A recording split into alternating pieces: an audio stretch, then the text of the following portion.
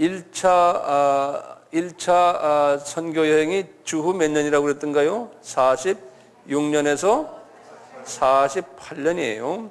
이것이 이제 다시 또 적어 놓으세요. 1차예요. 1차 선교 여행인데 선교 여행을 딱 끝나고 와서요.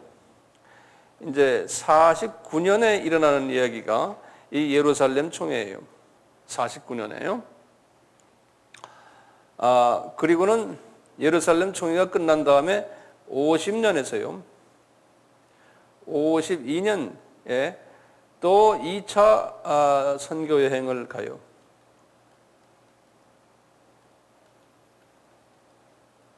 이 부분은 제가 다음 시간에 이제 할 텐데요. 이제 2차와 이제 3차, 그다음에 이제 4차까지 나가는데 이 2차, 3차, 4차 이 부분을 정확하게 아셔야 돼요. 이 부분을 아시면은요, 사도 바울의 편지를 이해하는 데 엄청난 도움을 받아요. 이 예루살렘 총회는요, 이게 전 세계 기독교에 어떤 교단이 있든지 그 교단의 제1차 교단 총회가 이 예루살렘 총회예요. 그러니까 어느 교단이나요, 자기네 교단의 뿌리가 예루살렘 총회예요. 근데 좀 재밌는 게 기독교인들이 모여가지고 총회를 한다 그러면 꼭 거기에 보면 다툼이 있어요. 여기도 보면 다툼이 있어요. 모이면은 다툼이 있어요. 이 교리적인 다툼인데요. 이 교리적인 다툼을 우리가 한번 좀 봅시다. 어떤 문제가 일어나나.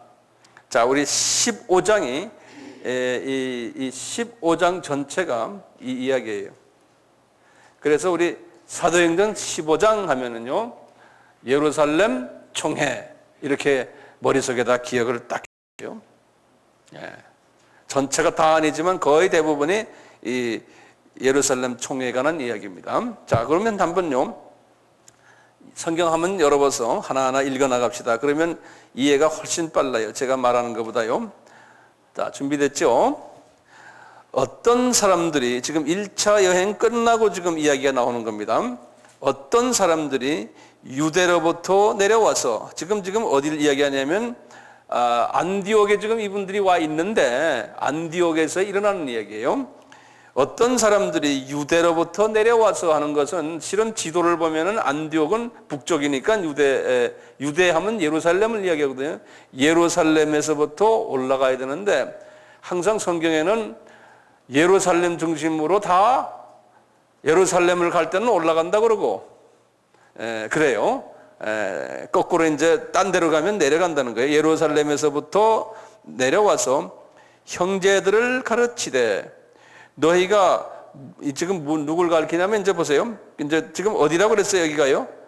안디옥 교회입니다. 안디옥 교회에서요. 와서 가르치는데 뭐라고 그러냐면 너희가 모세의 법대로 할례를 받지 아니하면 능히 구원을 얻지 못하리라 하니 이분들이 와서 지금 예루살렘에서 교육을 받은 사람들의 12 제자들 밑에서요. 이분들이 안디옥 교회에 와가지고 성경 공부를 하는데 니네들 구원받으려면 구약의 모세 율법 철저하게 잘 지켜야 되고 특히 할례 받아야 된다. 여기 지금 디아스포라들 너희들 할례 받아라. 그 다음에 아까 말하는 개종자들아 그 사람들은 할례 받았잖아요. 근데 어떤 분들이 할례 안 받았어요?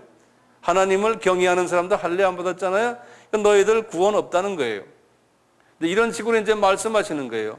그런데 사도 바울이 1차 여행을 다니면서 그 도시로 다니면서 성경을 가르치실 때 할례 무용론을 가르치셨거든, 그분이.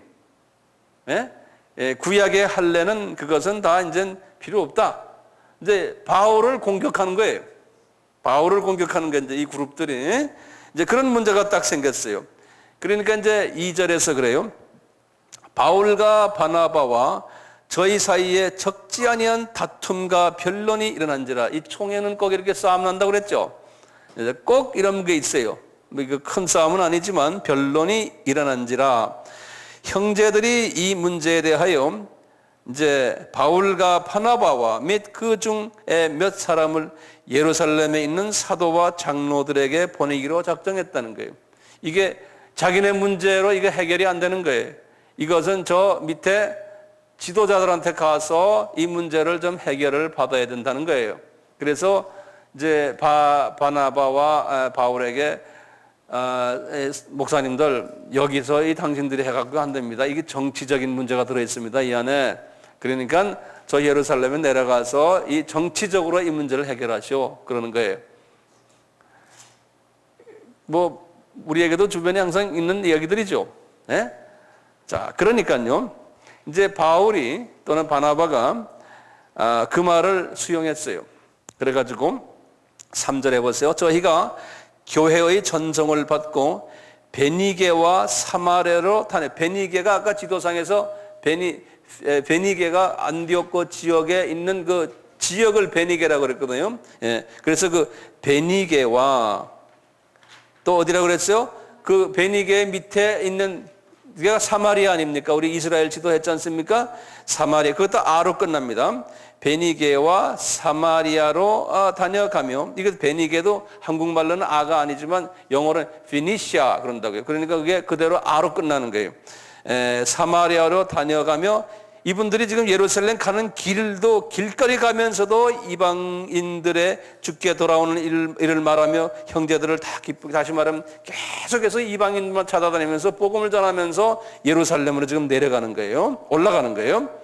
4절에 예루살렘에 이르러 교회와 및 사도와 장로들에게 영접을 받고, 그럴 때 교회 하면요 본래는 에클레시아라 그래가지고 그 교인들의 그 무리들을 교회라 그러거든요. 예, 여기서는요. 그래서 교인들과 그런 소리나 마찬가지예요. 사도들과 장로들에게 영접을 받고 하나님이 자기들과 함께 계셔서 행하신 모든 일을 말하며, 이건 뭘 말한 거예요? 이분들이 1차 여행 때의 모든 스토리들을 그분들에게 이렇게 선교 보고로 이제 이렇게 알려드린 거예요. 그러니까 이제 거기에서 열받는 사람이 있었어요. 이분들의 그 보고를 통해서 항상 있어요. 보면요. 그 열받는 사람이 5절에 나와요.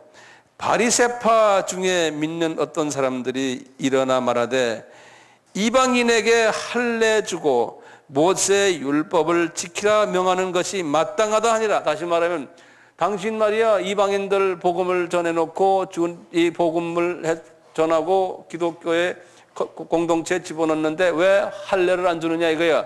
그렇게 모세의 율법 같은 거 왜 정확하게 지키지 않게 하느냐. 예? 은혜만 이야기하고 왜 그러느냐 하면서 이제 막 또 열내는 그룹들이 있는 거예요. 그게 이제 소위 바리새파들이에요. 우리 같으면 바리새파는 무슨 파들이에요? 소위 보수파들. 왜 우리 교단에서 가르친 것을 제대로 안 하고 뭐 이렇게 하는 좀 자유적인 게 있다.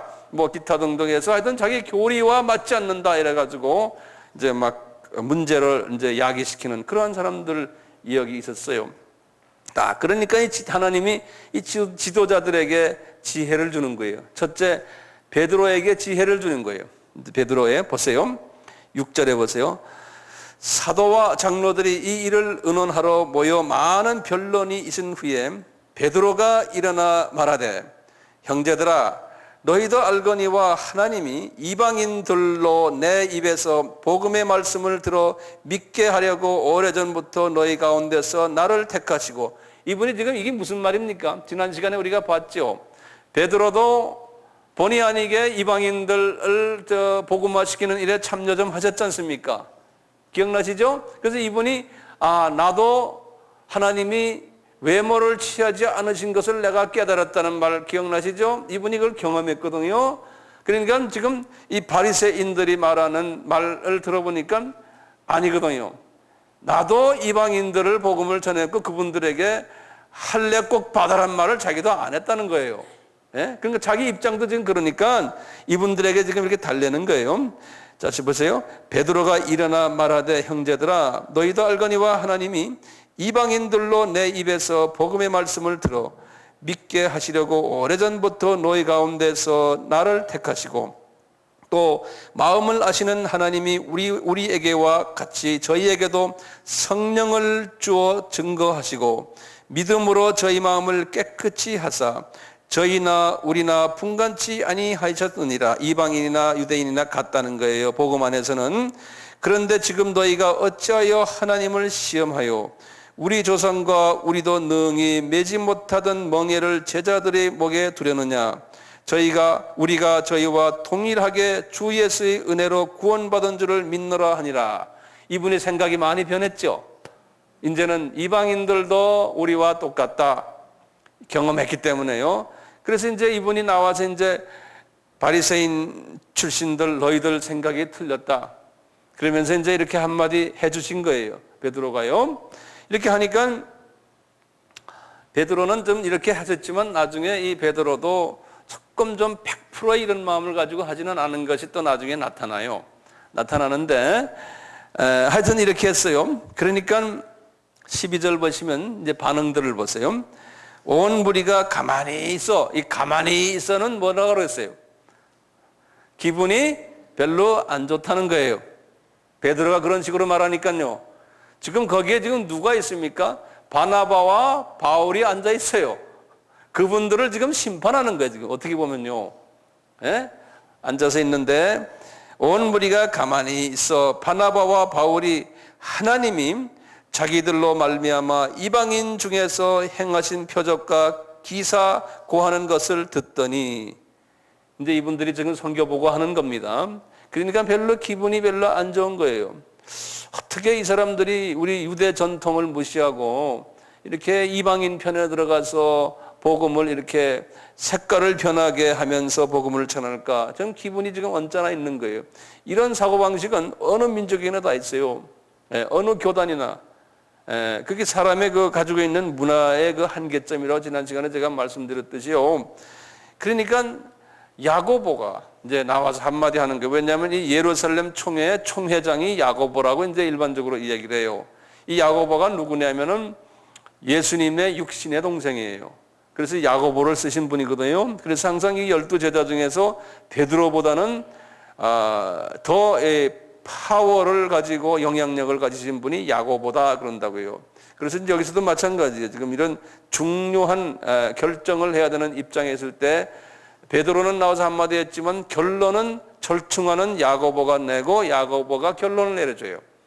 여기서 보면요. 그래서 이제 이 야고보가 여기 이런 상황을 보면서도 우리가 보면 야고보가 베드로보다 더 높은 분이다 이렇게 우리가 이제 짐작을 하거든요.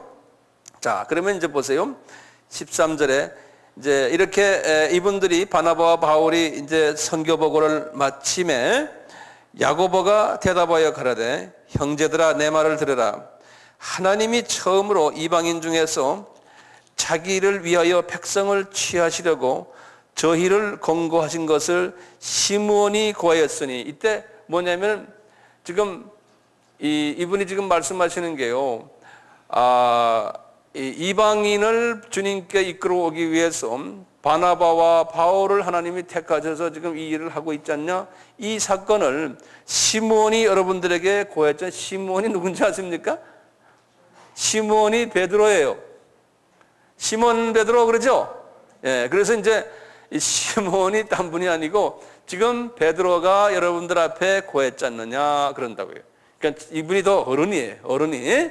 예, 이러면서 이제 하시는 말씀이 이거 봐라 여러분들. 그러면서 구약을 인용하는 게 이제 아모스서를 인용하세요. 아모스서는 700년 주전 700년 전에 이제 예언하신 건데 그러는 거예요. 선지자들의 말씀이 이와 합하도다 기록된 바. 그랬으면서 야고보가 이제 아모스서 9장 11절과 12절을 인용하세요. 이후에 내가 돌아와서 내라는 건 예수님을 이야기해요. 이후에 내가 돌아와서 다윗의 무너진 장막을 다시 지으며 또 그 퇴락한 것을 다시 지어 일으키리니 이는 그 남은 사람들과 내 이름으로 일컬음을 받는 모든 이방인들로 주를 찾게 하려 함이라 하셨으니 옛 즉 예로부터 이것을 알게 하시는 주의 말씀이라 함과 같으니라 그러는 거예요. 구약에 보면은 유대인들을 통해서 이방인들이 구원을 받을 것을 항상 예언자들을 통해 말씀하시는데 그 중에 한 말씀을 지금 이렇게 아모스에게 주신 말씀을 인용을 하시면서 이분들에게 이방인들도 복음 받아야 된다는 것을 이야기를 해주는 거예요. 그러면서 이제 절충언을 내세요. 이제 야곱이 이렇게 해요. 그러므로 내 의견에는 이방인 중에서 하나님께로 돌아오는 자들을 괴롭게 말라. 이게 이제 절충한 결론이에요. 우선요. 지금 이런 말들이 이게 지금 주님이 이렇게 보고 계세요.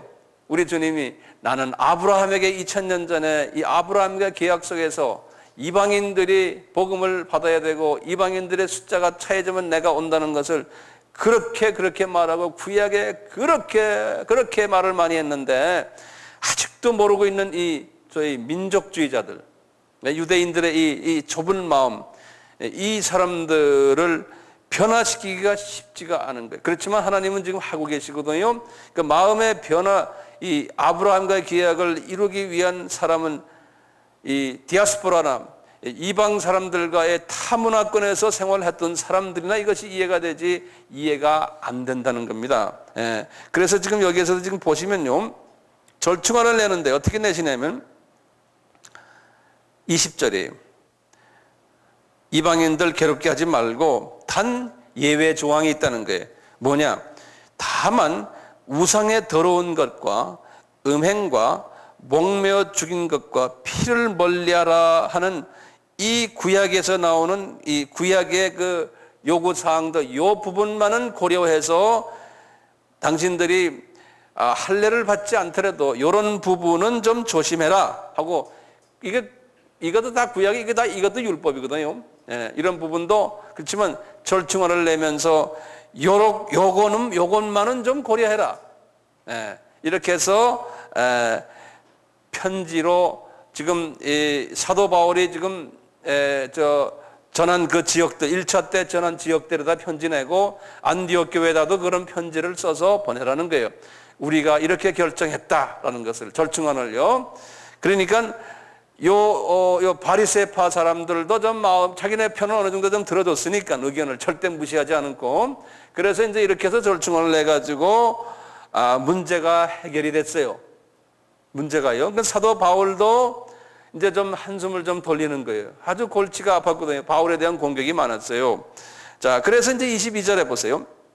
이에 사도와 장로와 온 교회가 그 중에서 사람을 택하여 바울과 바나바와 함께 안디옥으로 보내기를 가결하니, 다시 말하면 예루살렘 이 교회에서요, 이 안디옥 교회의 이 바나바와 바울의 돕는 자들을 이분들이 가서 이제 이걸 설명을 또 해줘야 되니까요.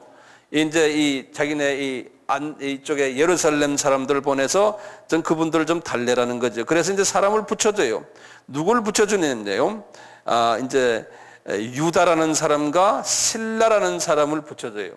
나중에 이 실라라는 사람이 사도 바울의 오른팔 역할을 하는 사람이 돼요. 바나바가 떠나면서 이제 바나바 대신 바나바 역할을 해준 분이 이 실라라는 분이에요. 예. 그래서 이제 23절에 보면 그들 편에 편지를 붙여 이르되 사도와 장로된 형제들은 안디옥과 수리아와 길리기아에 있는 이방 형제들에게 문안하노라. 들은즉 하면서 쭉 하면서 이 문제를 가지고 이야기를 하는 거예요. 이제 편지 내용이거든요. 이렇게 해가지고 이제 30절을 보시면 이 편지를 가지고 저희가 작별하고 안디옥에 내려가 무리를 모은 후에 편지를 전하니 읽고 그 위로한 말을 기뻐하더라. 유다와 실라도 선지자라. 여러 말로 형제를 권면하며 굳게 하고 가서 이제 이분들이 계속해서 이제 이 예루살렘에서 일어났던 이런 일들을 가서 그분들에게 이야기를 자꾸 해서 마음을 돌려놓는 거예요. 그러다가 이제 33절에 얼마 있다가 편안히 가라는 전성을 형제들에게 받고 자기를 보내던 사람들에게 돌아가고 이제 35절에 바울과 바나바는 안디옥에서 요하며 다수한 많은 사람들과 함께 주의 말씀을 가르치며 전파하더라. 이제 이것이 이제 예루살렘 총회의 내용이에요. 예루살렘 총회 내용인데요. 여기에 이어가지고 제가 좀 관심 있는 한 부분을 좀 다루려고 그래요. 이제 그 갈라디아서인데요. 갈라디아서 이 제목을 같은 24강이지만 밑에다 갈라디아서라고 한번 써보세요. 갈라디아서요.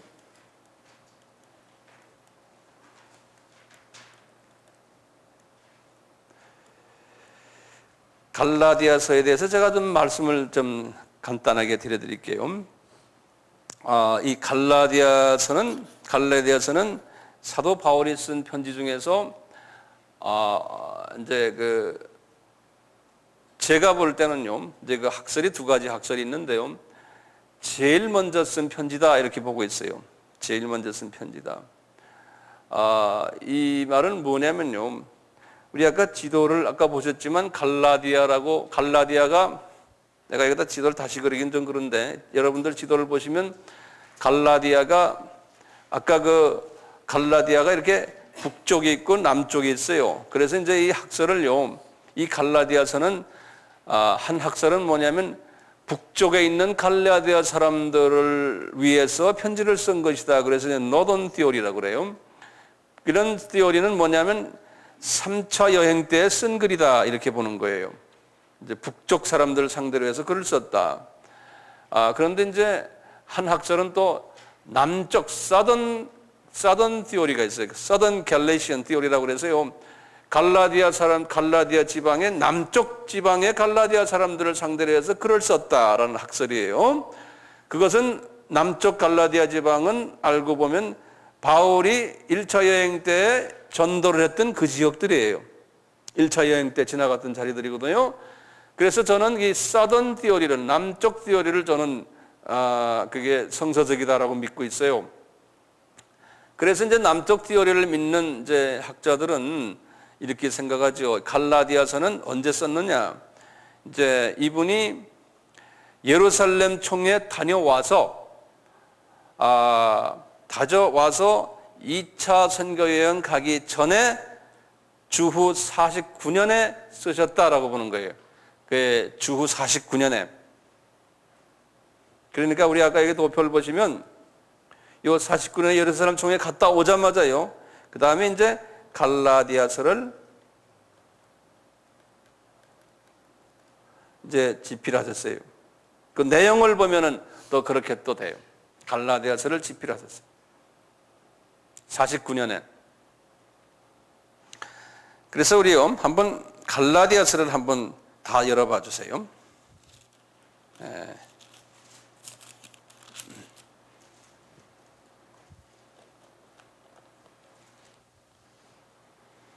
갈라디아서 열어봐 주세요.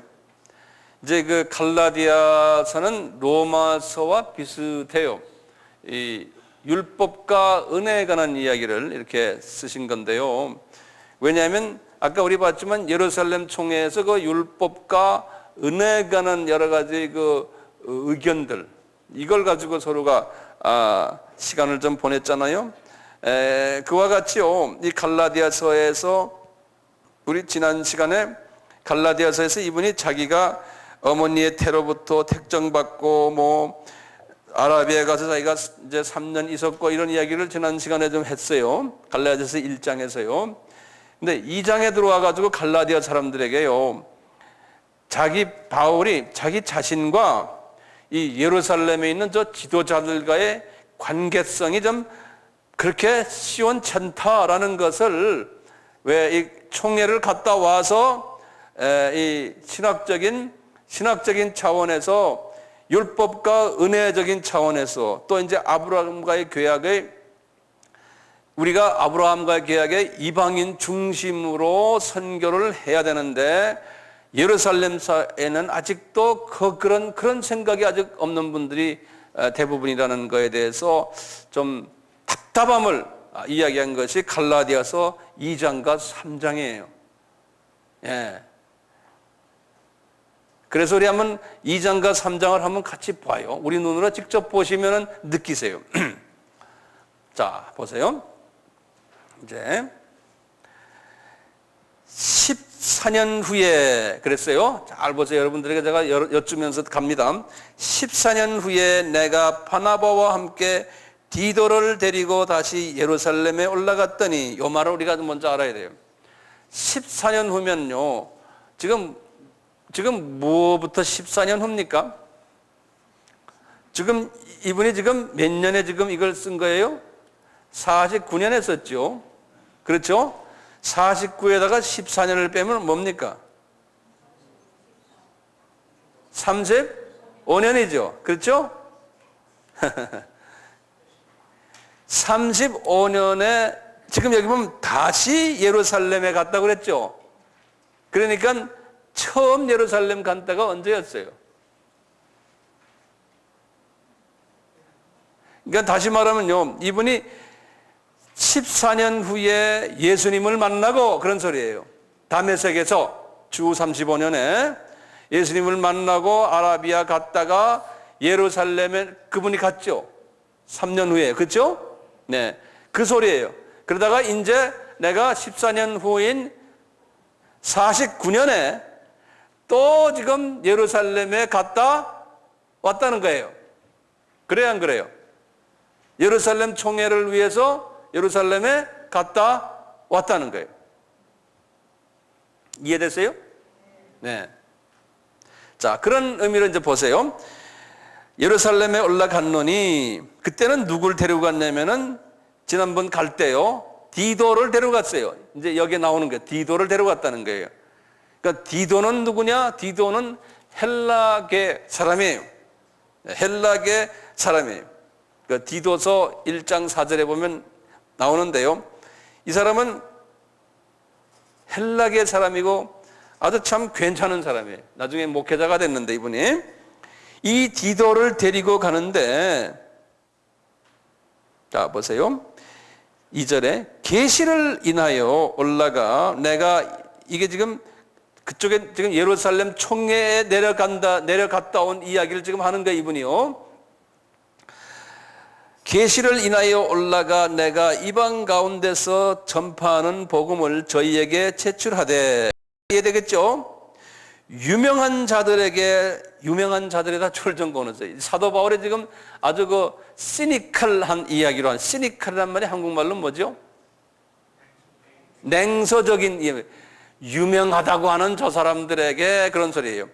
유명하다고 하는 저 사람들에게 사사로이 한 것은, 개인적으로 가서 보고를 드린 것은, 내가 다름질하는 것이나 다름질하는 것이나 현재형이에요. 그 다음에 과거에 한 것이 헛되지 않게 하려 함이라고 하는 게, 그게 무슨 말이에요? 예? 내가 예루살렘에 가서 그 유명하다는 사람한테 가서 이거 보고를 드리는 이유가 뭐예요?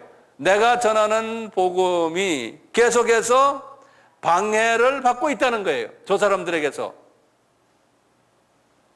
그렇기 때문에 할 수 없이 내가 가서 좀 말씀드리고 이해를 돕고, 제발 내가 전하는 복음 방해하지 마십시오라고 부탁을 하러 갔다는 거예요. 3절에 보세요. 그러나 나와 함께 있는 헬라인 디도라도 억지로 할례를 받게 아니하였으니, 이분 고집 보세요. 디도는 헬라인 아닙니까? 뭐라고 그랬어요? 예루살렘 출신들은 할례 받아라. 안 그러면 구원 없다. 실은 구원이 없다고 그래도 우리가 받아라면 받지 왜 말이 많아. 이제 이런 식까지 나올 수 있잖아요. 그런데 이 바울은 고집을 부리는 거예요. 나 안 해. 그러는 거예요. 그러니까 이분 어렵지 않겠어요? 다시 봐요. 그러나 나와 함께 있는 헬라인 디도라도 억지로 할례를 받게 아니하였으니 이는 가만히 들어온 거짓 형제 까닭이라 그러는 거예요. 이 소위 말하는 간첩들이 있는 거예요. 예루살렘에서 보내온 간첩들이 있어가지고 혹시 바울이 뭘 잘못할까봐, 그러면 하여튼 꼬투리만 있으면 잡아가지고 하여튼 뭘 못하게 하려고 말이죠. 이런 게 있었다는 거예요. 봐요. 이는 가만히 들어온 거짓 형제 까닭이라.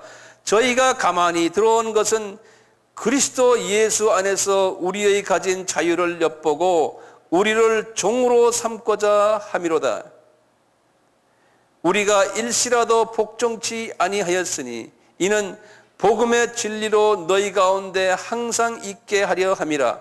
그러니까 디도가 할례 안 받는 것이 진짜 복음이라는 거예요. 그렇기 때문에 그 복음 안에 있으려고 자기는 최선을 다했지만, 우리가 주와 이 복음 안에서 자유를 가지고 있는, 율법에서 자유를 받은 이것을 자꾸 해치려고 하는 분들이 있다는 거예요. 이런 그 딜레마 속에서 6절부터 다시 보세요. 유명하다는 이들 중에, 그러면 유명하다는 일 누군지 알겠죠? 그래 놓고 가로를 딱 쳐놨어요. 이거는 성령님께서 하신 말씀이 아니에요. 성경에 가로가 가끔 있거든요. 이거는 이 저자가 누굽니까? 바울의 개인 의견이에요. 유명하다는 이들 중에 가로 열고 본래 어떤 이든지 내게 상관이 없으며 하나님은 사람의 외모를 취하지 아니하시나니 가로 닫아버렸어요. 이게 이분의 감정이 뭐냐? 유명하긴 뭐 유명해? 속으로 그런 거예요. 조금 좀 일찍 예수님의 제자로서 불림받았고 여차여차 이렇지만 내가 볼 때는 별거 아니야. 그런 거예요. 내가 좀 늦게 주님을 만났지만 자기가 볼 때는 별거 아니라는 거예요. 그러니까 그렇게 딱 가로에, 성경이 아주 재밌어요. 가로치기도 해놓고요. 딱 그래놨어요. 그러니 저 유명한 이들은 내게 더하여 준 것도 없다는 거예요. 헌금도 보내준 것도 없고 실은 거꾸로 말이죠. 안디옥 교회에서 저 밑에 예루살렘 교회가 기근을 걸리게 하나님이 만들어놨어요. 그래가지고 이제 사도행전 제가 그걸 보진 않았지만 11장에 가면 나오거든요.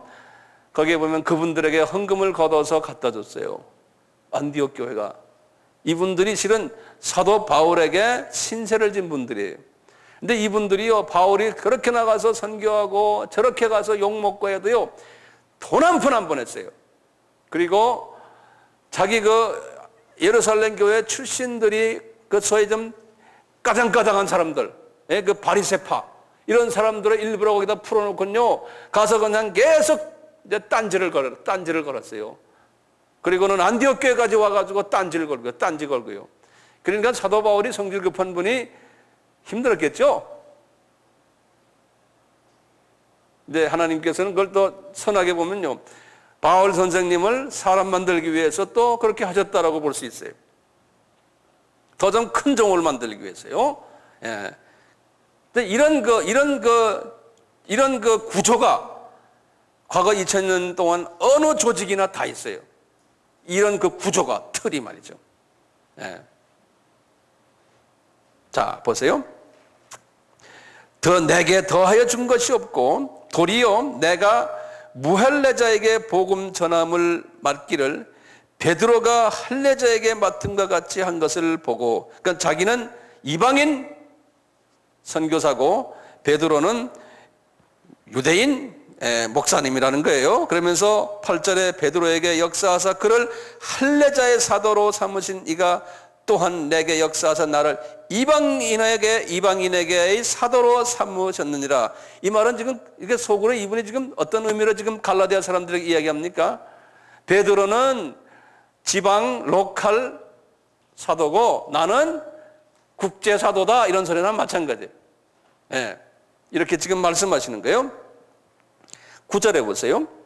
또 내게 주신 은혜를 알므로 기둥같이 여기는, 이런 말, 이게 시닉한 표현들이에요. 예?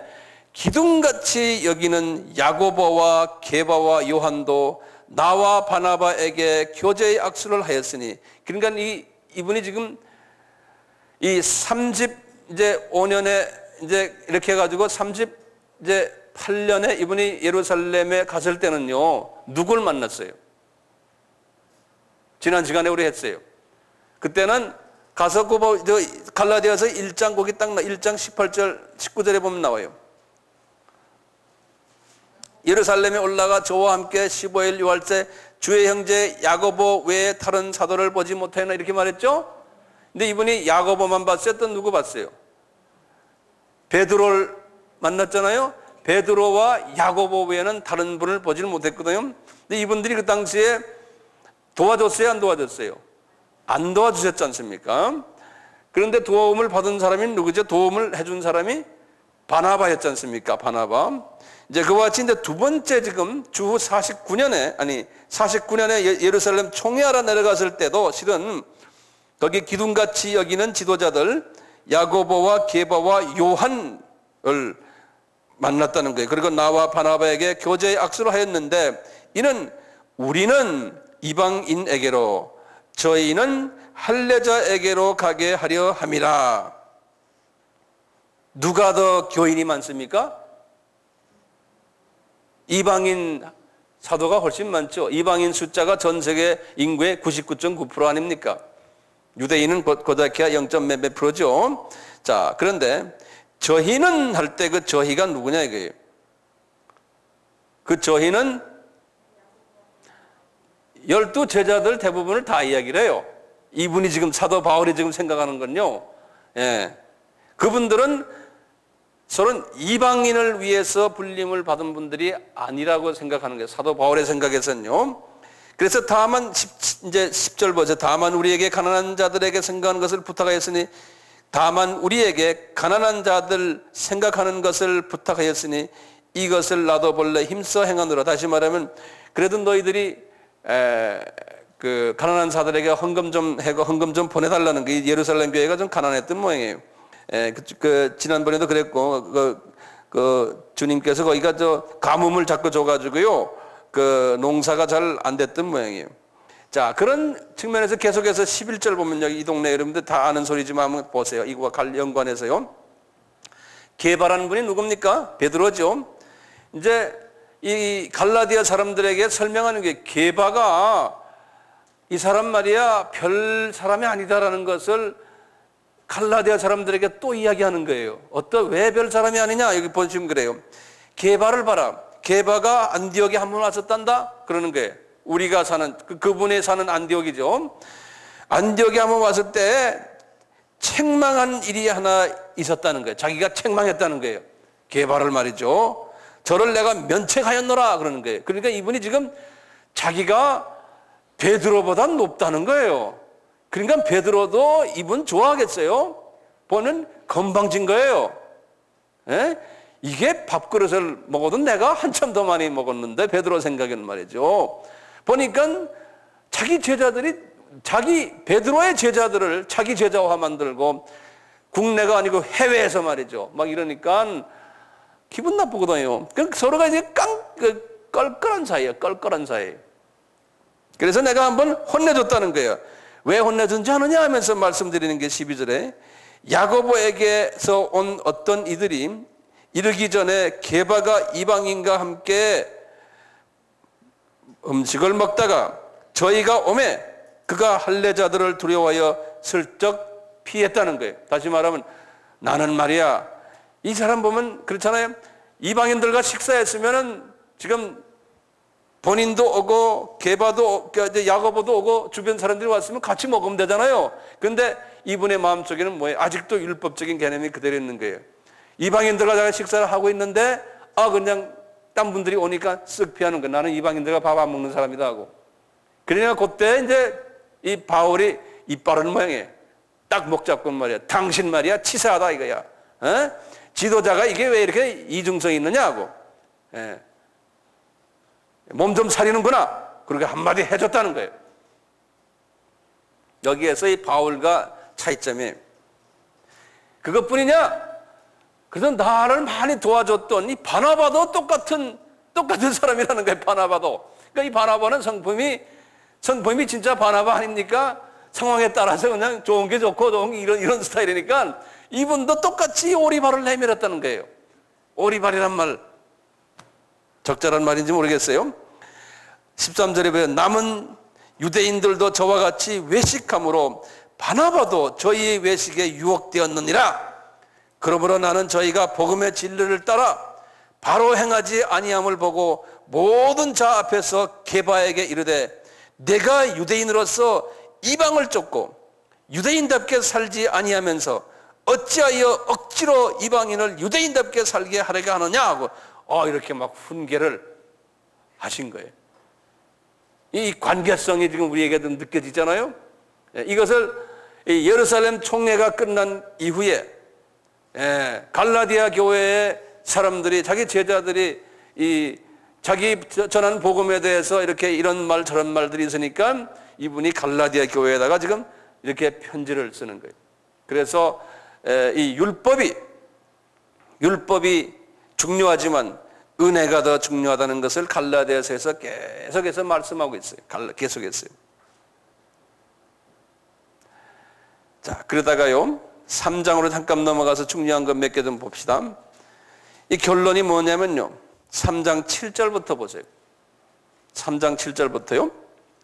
그런즉 우리는 이제 율법이 아니고요, 믿음으로 말미암은 자들은 다 아브라함의 아들이라는 거예요. 다시 말하면 율법에 의해서 아브라함의 아들들이 아니라는 거예요. 아브라함의 자녀들, 우리 유대인들과도 이야기하는 거예요. 이제는 이방인도 아브라함의 자녀들이라는 거예요. 자, 그러면서 보세요.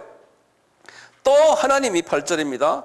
이방을 믿음으로 말미암아 의로 정하신 것을 성경이 미리 알고 먼저 아브라함에게 복음을 전하되 모든 이방이 너를 인하여 복을 받으리라 하였으니, 이게 뭡니까? 지금 이 말씀이 뭐예요? 아브라함과의 계약이요. 아브라함과의 계약이요. 성경은 아브라함과의 계약을 이루기 위해서 끊임없이 연결되어 있는 성경이. 근데 베드로나 지금 이 예루살렘의 인물들이요, 요 아브라함과 계약에서요, 요 상단복만 가지고 자꾸 하는 거예요. 요 하단으로 내려가질 못하는 거예요. 이 하단으로 내려가는 것이 하나님의 뜻인데, 자기 민족에서 타 민족으로 가질 못한다는 거예요. 이것 때문에 바울은 끊임없이 성서를 쓰고, 이분의 편지 보면 다 그 편지가 그 소리들이에요. 그 편지가요, 이분의 편지가. 다 보시면요, 9절부터 좀 계속 좀 읽어봅시다. 그러므로 믿음으로 말미암은 자는 믿음이 있는 아브라함과 함께 복을 받느니라. 무릇 율법 행위에 속한 자들은 저주 아래 있나니 기록된 바 누구든지 율법책에 기록된 대로 온갖 일을 항상 행하지 아니하는 자는 저주 아래 있는 자라 하였습니다. 또 하나님 앞에서 아무나 율법으로 말미암아 어렵게 되지 못한 것이 분명하니 이는 의인이 믿음으로 살리라 하였습니다. 율법은 믿음에서 난 것이 아니라 이를 행하는 자는 그 가운데서 살리라 하였느니라. 그리스도께서 우리를 위하여 저주를 받은 바 되사 율법의 저주에서 우리를 속량하였으니 기록된 바 나무에 달린 자마다 저주 안에 있는 자라 하였습니다. 이는 그리스도 예수 안에서 아브라함의 복이 이방인에게 미치게 하고, 이게 줄을 좀 그어놓으세요. 항상 지금 사도 바울은 아브라함의 복이 유대인에게만 있는 것이 아니고 이방인에게 미치게 하고 하단복이에요. 또 우리로 하여금 믿음으로 말미암아 성령의 약속을 받게 하려 함이라. 그러다 이거 유명한 말씀들이 여기 있어요. 형제들아, 사람의 예대로 말하니 사람이 언약이라도 정한 후에는 아무나 피하거나 더하거나 하지 못하니라. 이 약속들은 그러니까 아브라함과의 계약이에요. 다시 말하면 상단과 하단 계약. 그래서 약속들은 그 복수를 써놨어요. 이 약속들은 아브라함과 그 자손에게 말씀하신 것인데 여럿을 가리켜 그 자손들이라 하지 아니하시고 오직 하나를 가리켜 내 자손이라 하였으니 곧 그리스도라. 이게 무슨 말이냐면요, 그랬거든요. 상단복은 그렇고 하단복은 어떻게 말했냐면 내 자손으로 말미암아 만민이 복을 받으라. 그때 내 자손들이 아니 하나를 말했어요. 곧 하나가 누군가면 예수 그리스도예요. 그리스도로 말미암아 만민이 복을 받겠다는 그 말씀이에요. 쭉 나오면서 이제 그 이야기하다가요, 23절에 보면 믿음이 오기 전에 우리가 율법 아래 매인 바 되고 계시될 믿음이 때까지 갇혔느니라. 이같이 율법이 우리를 그리스도께로 인도하는 몽학선생이 되어 그랬어요. 이런 말 우리 들었죠? 몽학선생. 이 몽학선생이란 이게 무슨 말이냐면 가정교사라는 소리예요. 영어로는 그렇게 써놨어요. tutor. 어떤 가정교사인가? To lead us to Christ. 예수님께로 이끌어가는 가정교사다, 율법이. 그러니까 율법이 있어야 돼요. 그렇지만 율법이 주체가 아니에요. 예수가 누구라는 것을 가르쳐주기 위해서 보여주는 가정교사다는 거예요. 그것을 몽학선생이라 그랬어요. 그러니까 율법 아래 있으면 안 된다는 거예요. 유대인들 보고요. 쭉 나가서 이제 마지막에 28절, 29절 보시면 너희는 유대인이나 헬라인이나 종이나 자주자나 남자나 여자 없이 다 그리스도 안에서 하나이니라. 너희가 그리스도께 속한 자면 곧 아브라함의 자손이요 약속대로 유업을 이열자니라. 이제 쭉 나가다가 이제 쭉 보시면 이제 아시지만요. 이제 갈라디아서는 요 정도로 하시면 대강 이제 집에 가서 읽으시면 이제 조금 눈에 이제 도움이 될 거예요. 갈라디아서요. 예수님의 그 12제자들이요. 12제자들이요. 제자들이 그러면 이분들이 선교 일을 했는가? 이것도 의문하는 이분 제자들이 도대체 나중에 어떻게 죽었느냐 이게 이분들이 선교를 했는가? 이 궁금하잖아요. 이분들이 그냥 뭐 예루살렘 근방에서 그냥 살다가 하늘나라에 가신 분들인가? 안 그러면은 이분들이 도대체 그 후에 어떻게 됐느냐 이게 어떻게 됐을 것 같아요?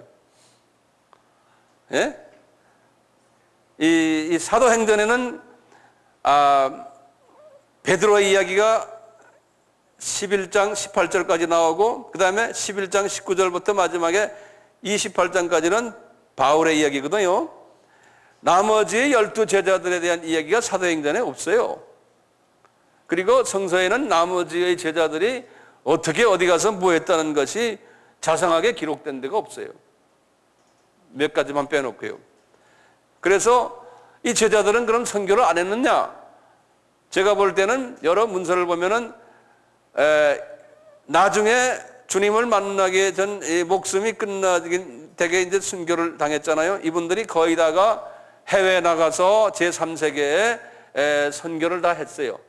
그래서 나중에 보면 그걸 영어로는 delayed missionary들이 나중에 이제 delayed 한국말로 하면 나중에 조금씩 했다는 거예요. 그래서 좀 하나씩 좀 적어 놓어 보세요. 이분들은 어디 갔냐면요. 안드레요.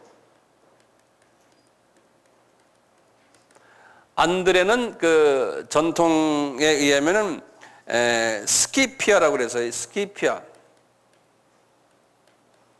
스키피아 쪽으로 갔다. 이게 어디냐면 오늘날의 러시아예요.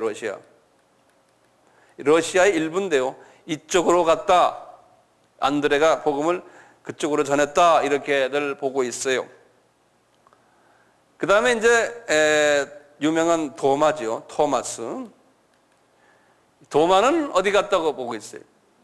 도마는 우리가 알다시피 인도에 갔어요. 이분은. 이것도 이제 전통인데요. 인도 사람들이 그렇게 보고 있어요. 인도에 가면 인도가 이렇게 있으면 인도의 서부 중간에 조그마한 마을이 아니라 고아라는 마을이 있는데 고아라고요. 여기 이제 포르투갈 사람들이 지금 점령하고 있는데 포르투갈 중간인데 고아 쪽에 갔다는 학설이 있고요.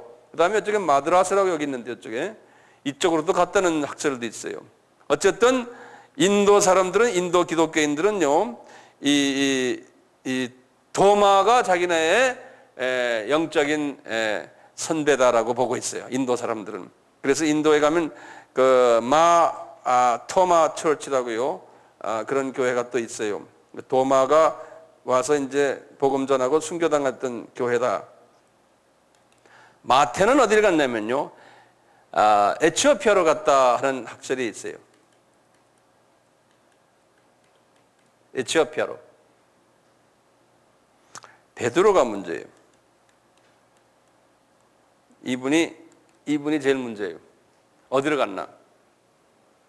베드로가 어디까지 갔느냐? 베드로가 가끔 안디옥에도 갔잖아요. 단기로.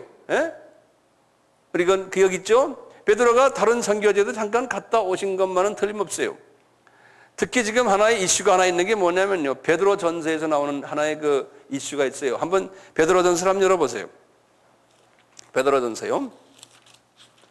베드로 전서 제일 마지막으로 한번 보세요.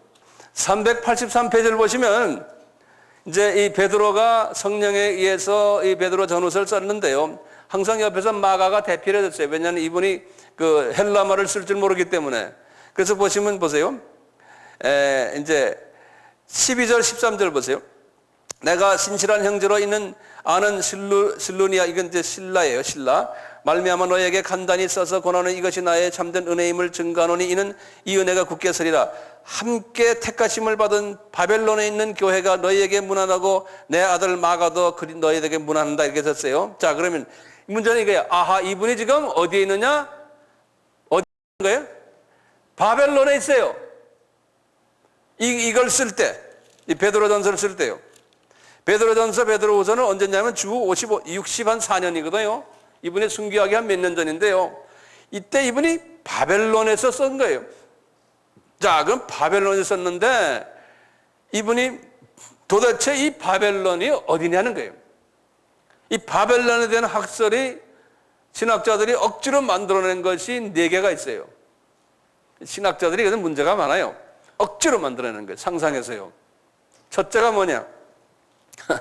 첫째는 그러니까 이락에 있는 바벨론이 여기에 계셨을 지금 문자적으로 그대로 보면 거기에요. 예루살렘이 아니에요. 또 로마가 아니에요. 근데 이제 어떤 신학자들은 이분이 로마에 갔다라고 이제 카톨릭에서 이야기하기 때문에요.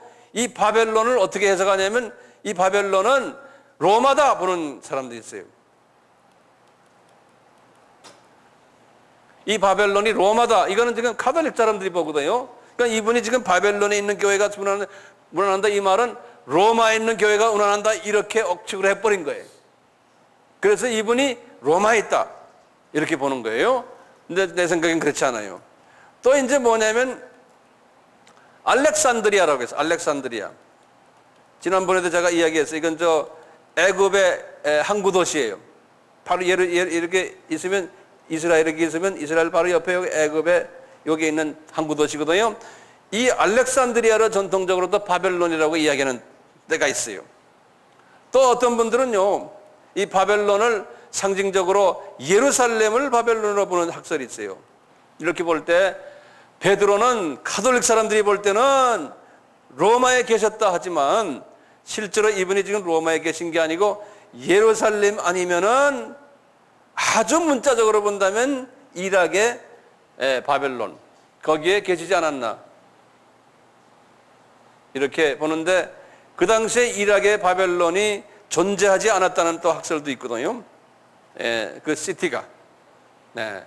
그래서 아주 전통적으로 본다면 이분이 예루살렘에서 쓰신 게 아닌가라고 보는 거예요. 이 바벨론은 예루살렘이다 라고 이제 볼 수가 있어요. 몇 사람만 좀 더 하고 끝냅시다. 그러니까 이 로마 카톨릭에서 보는 베드로는 로마에 가서 로마에서 선교사로 계셨다고 보지만 또 그렇지 않은 우리가 볼 때는 이분은 해외 선교를 전문적으로 하셨던 분이 아니다라고 보는 거죠. 그래서 여기저기에 영향은 많이 줬지만 해외의 그런 선교사가 아니었다라고 우리가 그냥 일반적으로 보고 있어요. 분명히 또 갈라디아서도 그랬지 않습니까? 이방 사도가 아니고 할례자의 사도라고 분명히 또 말씀하셨고, 이렇게 이제 정치적인 그 영향들 때문에 이렇게 해석들이 막 달라지고 그래요. 몇 사람만 더 보고 오늘 끝냅시다. 요한을 봅시다. 요한은 반모섬에 갔지 않습니까? 주 95년이에요. 주 95년에. 그래서 이분은 반모섬에 가서 반모섬에 교양 갔다가 이분이 거기에서 아마 순교당하지 않았나 이렇게 보는데요. 이분이 반모섬이 어디냐면 우리 아까 지도를 제가 이렇게 없어졌지만요. 지도 이렇게 보시면 아시아 지역에 여기에 보면은 에베소서가 있어요. 에베소에서 약 한 100km 남쪽으로 내려오면 조그마한 섬이 하나 있어요. 여기에 반모섬이에요. 그래서 이 요한은 반모섬 가기 전에 에베소에도 계시지 않았을까라고 보는 거예요. 그래서 이분은 그래도 해외에 나가서 선교하다가 이제 주님 앞에 가셨다라고 보는 이분도 하나의 나중에 이제 선교사로서 여생을 마치셨다라고 보는 거예요. 그리고 마가가 있어요. 이 마가 이분은 아주 이쪽에 여기 애굽이 있는데 애굽 콥틱 교회라고 있어요. 애굽 기독교의 본산 그 교단이 콥틱 처치라고 그러는데요. 이 콥틱 교회의 교주에 마가가 지금도 그 콥틱 교회가 있어요. 그래서 애굽 정교회라고 그러는데요. 이 마가는 분명히 애굽에 가서 이분이 복음을 전한 선교사였어요. 그러니까 이분들 보시면 마가니, 요한이니, 이런 도마니, 안드레 이런 분들 보면 한 지역에 가서 그냥 지역 선교사로서 이렇게 봉사하시다가 이제 주님을 만난 분들이에요. 바울하고는 좀 달라요. 바울은 그냥 유럽을 돌아다니면서 복음을 전했던, 전 유럽이라면 좀 어폐가 있지만 남유럽이요. 그 다음에 이제 일중동 지역을 복음화했던 분이었어요. 한 분을 더 보면요, 바들로메 이분은 지금도 있지만 아르메니아 사람들의 복음을 전하는 아르메니안 사람들이, 그래서 알메니안 사람들은 자기네가 항상 뭐라고 그러냐면 세계 최초의 기독교 족속이다 그래요. 그분들이. 이 사람들은 지금도 자기 나라가 없어요. 계속해서 떠돌이 생활이에요. 터키 사람들에게 핍박을 받아가면서 지금도요.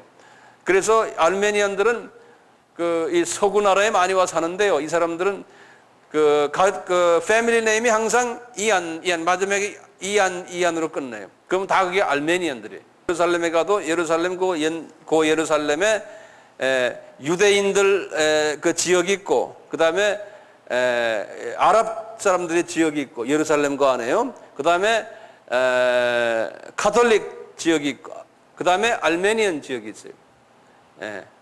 그래서 그 알메니안이 큰 기독교의 역사 속에서 큰 자국을 남긴 민족이에요. 근데 아까 바들로메, 그분이 이 민족에게 복음을 전했다, 이렇게 전통적으로 보고 있어요. 그래서 이제 오늘 결론적으로는 사도 바울은 이방을 향해서 넓게 이방 민족을 향해서 복음을 전한 전문 이방 사역자고, 나머지 제자들도 궁극적으로 나중에는 국부적으로 이방인에게도 복음을 전했다라는 것을 우리가 한번 볼 수가 있어요. 이번 시간에는 예루살렘 총회와 또 갈라디아서와 바울과 그 제자들과의 관계성을 한번 우리가 섭렵했어요. 제가 다음 시간에도 이제 계속 2차, 3차 이제 이야기하고, 그 다음에 이제 마지막 결론적인 건 그 다음 시간에 제가 또 해야 될 것 같아요. 그렇게 하시고, 재미있어요? 물어보면 좀 이상하지만 조금씩 좀 눈이 좀 뜨여지는지 모르겠습니다. 이쪽은 소리가 없네요.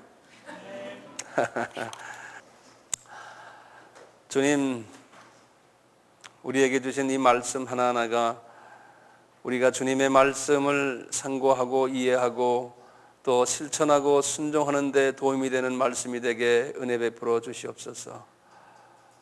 돌아가는 길도 지켜주시고 주 안에서 다음 시간까지 우리의 삶 속에서 항상 은혜와 평강으로 가득 차 있기를 소원합니다. 그렇게 만들어 주시기를 바라며 우리들의 모든 간구를 예수님의 이름으로 기도드리옵나이다. 아멘.